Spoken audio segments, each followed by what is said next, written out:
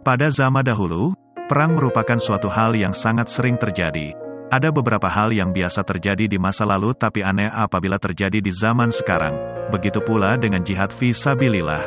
Konstantinopel merupakan ibu kota Romawi Timur yang saat itu sering menyerang umat muslim. Apabila tidak ditaklukkan maka suatu saat tidak dapat dipungkiri Konstantinopel akan menyerang umat muslim.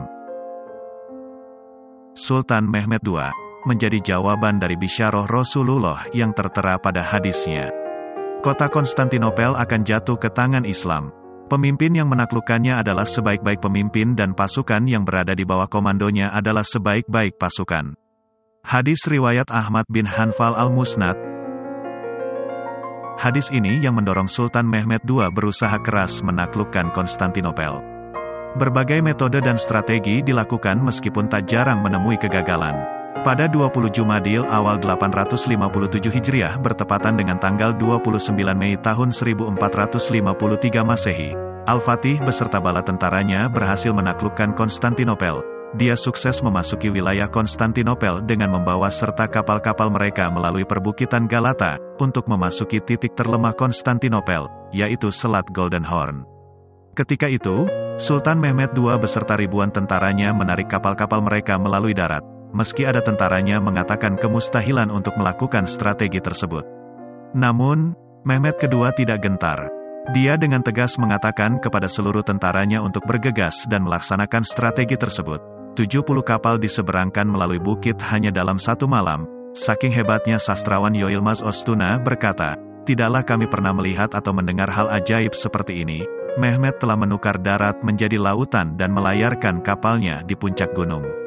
Bahkan usahanya ini mengungguli apa yang pernah dilakukan oleh Alexander the Great.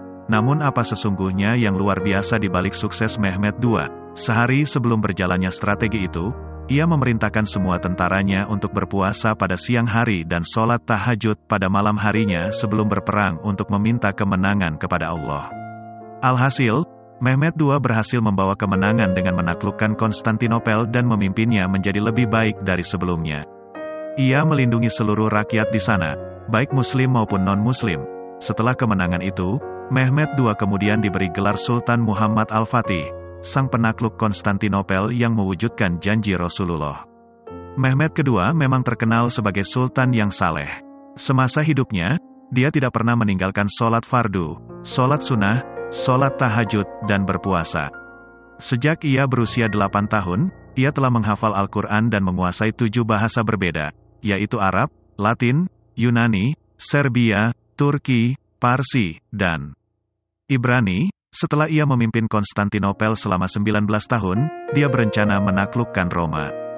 Hanya, saat ingin melaksanakan cita-citanya, Al-Fatih wafat. Dia menghadap Ilahi pada tanggal 3 Mei tahun 1481 karena sakit sewaktu dalam perjalanan jihad menuju pusat Imperium Romawi Barat di Roma, Italia.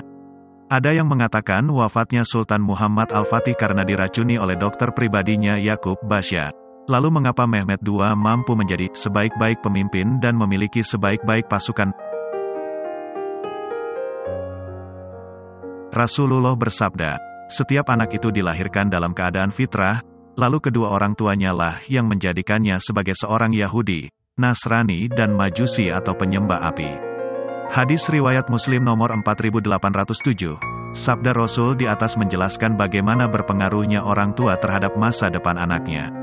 Kita bisa belajar dari Sultan Murad yang punya peran besar dalam membentuk Muhammad Al-Fatih yang kelak menjadi penakluk kota Konstantinopel. Apa saja yang dilakukan Sultan Murad kedua ayahanda Mehmed II? 1. Bersahabat dengan anak. Sultan Murad pada anaknya sangat bersahabat. Aktivitas setelah bangun tidur yang dilakukan Sultan adalah mengajak anaknya sholat subuh lalu menikmati fajar sembari bercengkrama dengan suasana yang menyenangkan. Di setiap mereka berjalan menikmati udara fajar, tangan Sultan tak lepas dari menggenggam tangan Mehmed. Sultan Murad tidak sedang memanjakan Mehmed.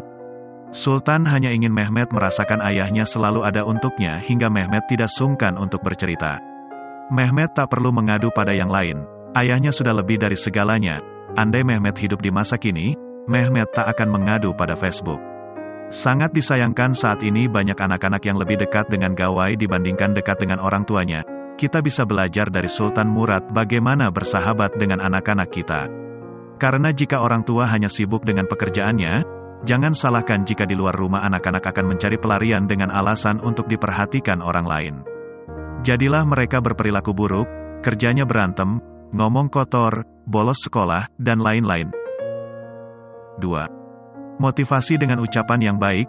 Sedih jika mendengar ada orang tua yang membentak anaknya dengan ucapan-ucapan kasar hingga sang anak tak percaya dengan dirinya sendiri. Sang anak merasa lemah dan tak punya kemampuan apa-apa. Saat anak terjatuh, ibunda langsung berucap, "Duh, dasar anak bodoh. Sudah dibilangin diam-diam aja, gak bisa banget diam." Tahukah jika orang tua seperti itu, maka yang terjadi sang anak akan merasa bahwa dirinya memang tidak bisa, merasa dirinya memang bodoh. Makanya banyak anak yang tidak mandiri. Belajarlah dari Sultan Murad, ayah yang sukses melahirkan sebaik-baik pemimpin. Sultan Murad setiap hari selalu memberikan motivasi dengan kalimat yang baik, bahkan mungkin bagi orang lain adalah gila. Tapi keyakinan dan kepercayaan Sultan pada anaknya membuat anaknya semakin berani dan percaya diri. Setiap hari Sultan mengajak anaknya duduk di puncak menara masjid yang tertinggi, lalu Sultan menunjuk tangannya jauh di sebuah cakrawala. Apa yang disampaikan Sultan? Sultan menyampaikan motivasi, visi pada seorang anak yang masih sangat kecil. Mehmet, lihatlah. Di depan, jauh di depan sana, di sanalah Konstantinopel. Kota itu adalah salah satu pusat dari kekufuran. Ibu kota Romawi Timur yang sangat kuat. Kota itu akan jatuh ke dalam kekuasaan Islam. Dan engkaulah, insya Allah, yang akan menaklukkannya kelak. Setiap hari dimotivasi dengan kalimat-kalimat yang baik. 3. Berikan guru terbaik. Sultan Murad punya mimpi untuk menaklukkan Konstantinopel dan mimpinya itu diwariskan pada anaknya Mehmet II. Maka Sultan harus memberikan yang terbaik pada anaknya termasuk dalam pendidikan. Sejak kecil Mehmet telah diajari oleh seorang ulama besar yang nasabnya tersambung sampai pada sahabat Abu Bakar As-Siddiq, Syekh Aksyamsuddin namanya. Syekh Aksyamsuddin punya peran besar dalam menjadikan Mehmet sebagai pemimpin dunia. Ilmu dan nasihat menjadi semacam makanan pokok tak tergantikan. Hingga jadilah Mehmet II sebagai sebaik-baik pemimpin yang pernah disabdakan Rasul.